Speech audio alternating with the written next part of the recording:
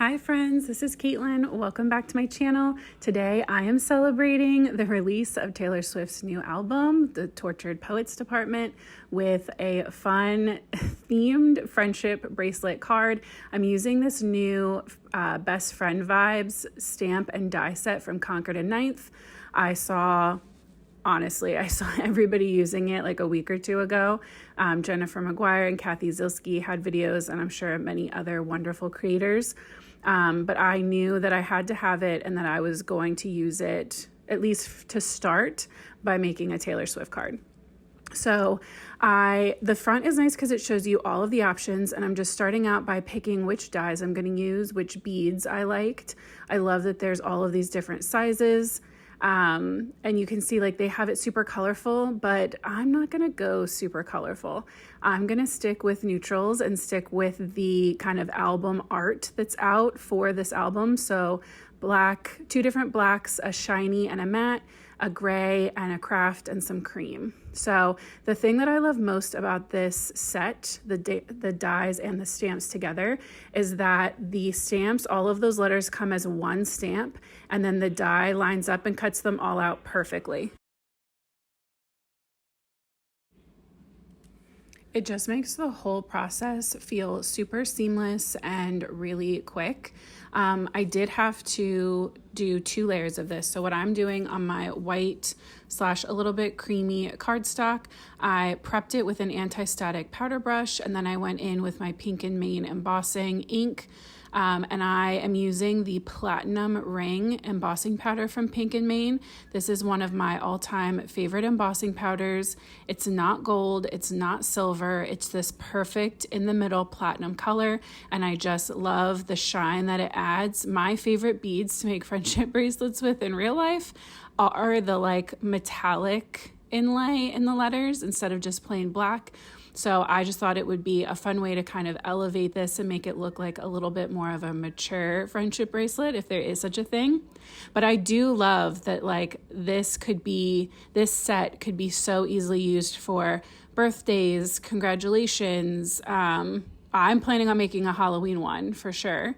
So yeah, I just thought it was super fun and watching everybody else like play with it. But you can also see on my left hand, I am a friendship bracelet girly. I traded bracelets with my daughters and people in the movie theater for the Eras Tour movie because we couldn't make it to the concert.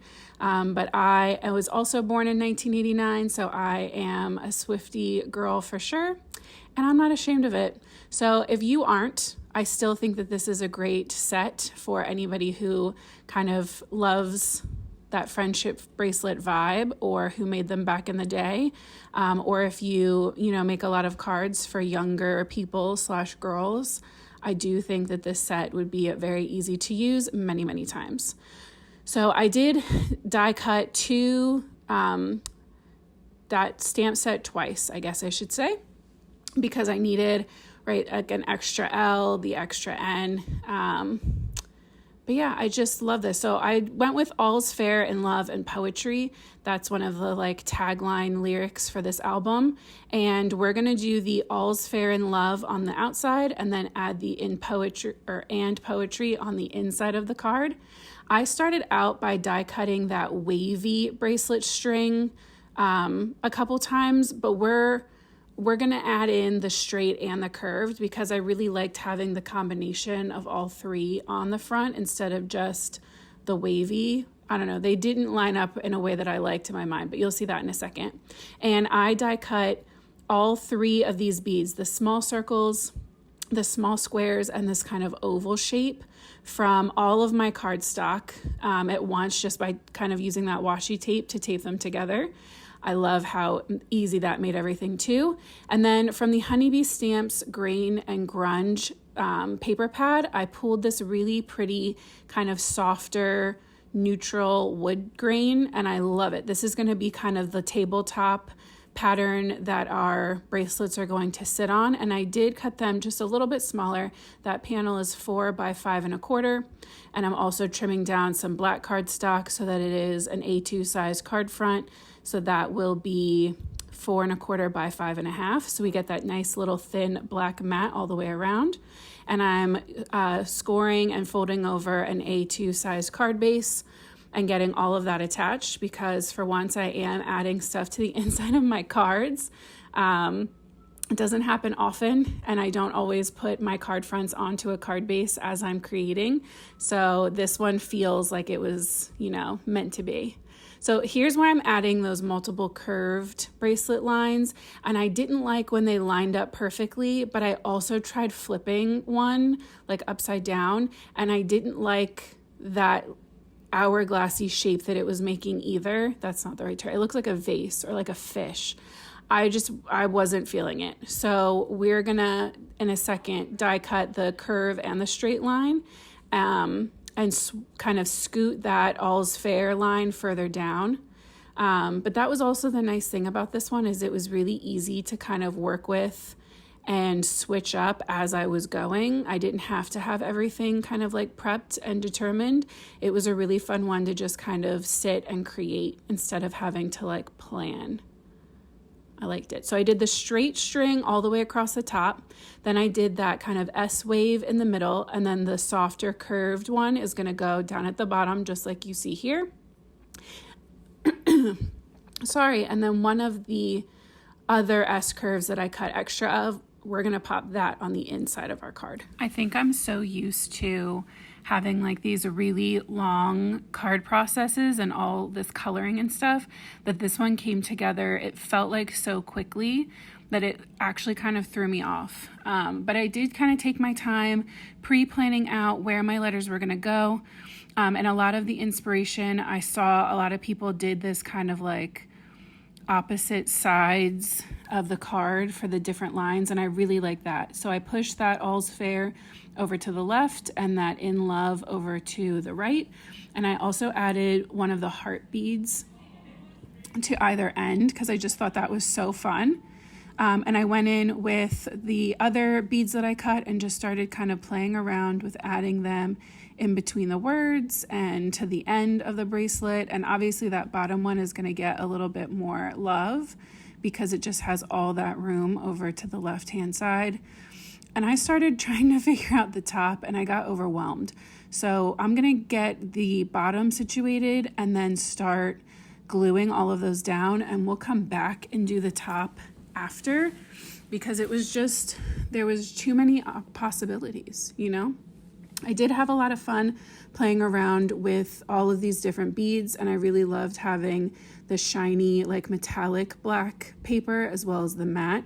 I thought it just gave it a fun kind of different look, but still staying in that color scheme. So if you have like shimmery paper or textured versus, flat paper, I think all of those would be fun ways to kind of change things up, even if you wanted to keep it a little monochromatic. So you could see when I first started, I just had the gray craft matte black and shiny black. But when I was doing the top, I realized that it looked weird having white on the bottom two lines and none at the top. So I went in and die cut those same little bead dies with the white cardstock that I had used for my letters. And this is when I realized that it was going to be I was going to be so upset if I had laid out all of my letters and then I like bumped my card while working on that top layout. So I just went ahead and glued down the middle and the bottom line just in case, because with my luck, I would hit this or bump my desk or do something and it would just fly everywhere. I just know me. If that's you too, leave me a comment let me know that I'm not alone. So I decided to do these kind of like groupings of 5 with like a central bead and then, the big gray beads across the whole thing kind of being like little anchors, and then 5 beads in between each of those large gray ones. And I just kind of played around with swapping out the shapes and the colors, what was in the center, what was on the edges. And I did like laying these out first because it kind of let me see where I had room, where I needed to shift. I did kind of start in the center and then work my way left, and then I worked my way right. I still had, a little thing at the end that you'll see I just kind of trimmed off the edge of a bead because it didn't line up perfect.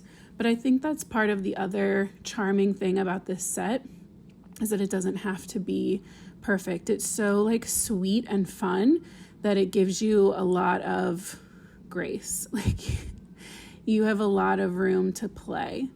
So I popped up that whole panel with foam tape and popped that onto my card base where my black cardstock is already attached.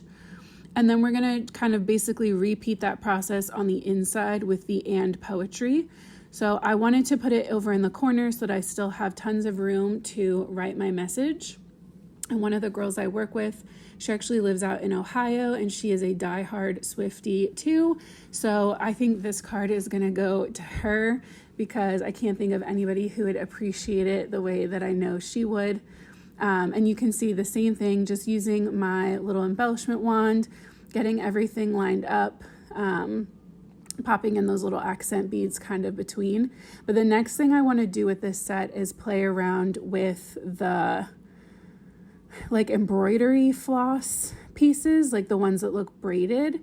I just think they're so pretty. And I used to make those all the time as a kid. So I'm really, really looking forward to playing with that and that big chevron one. They're so cute. So I think my kids are going to be getting friendship bracelet cards for a while. But thank you so much for coming to hang out with me. If you're a Swiftie, I hope you're having a wonderful album weekend. And if you're not, I'm grateful that you hung out through this, and I hope you are still inspired to get crafty. So I'll see you guys soon. And until then, happy crafting.